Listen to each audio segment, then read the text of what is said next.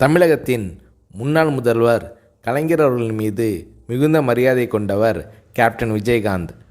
Captain Vijayakanth, Premalatha ஆகியோரின் திருமணம் கலைஞர் கருணாநிதி அவர்களின் தலைமையில் 1990ஆம் ஆண்டு ஜனவரி 31 நடைபெற்றது. 1996இல் நடிகர் சங்க தலைவராக இருந்த கேப்டன் விஜயகாந்த் அவர்கள் கலைஞர் கருணாநிதி அவர்களுக்கு திரையுலக பொன்விழாவை மெரினா கடற்கரையில் நடத்தி கருணாநிதி அவர்களுக்கு தங்கப்பேனாவை பரிசளித்தார் கேப்டன் விஜயகாந்த். கருணாநிதி அவர்களும் விஜயகாந்த் அவர்கள் மீது மிகுந்த அன்பு கொண்டவர். கேப்டன் விஜயகாந்த் அவர்களுக்கு புரட்சி கலைஞர் என்ற பட்டத்தை கலைஞர் கருணாநிதி அவர்கள் வழங்கினார். கலைஞர் கருணாநிதி அவர்களின் மறைவின் போது அமெரிக்காவில் சிகிச்சைக்கு சென்றிருந்த கேப்டன் விஜயகாந்த் அவர்கள் அங்கிருந்து வீடியோவில் கண்ணீர் மல்க அஞ்சலி செலுத்தினார்.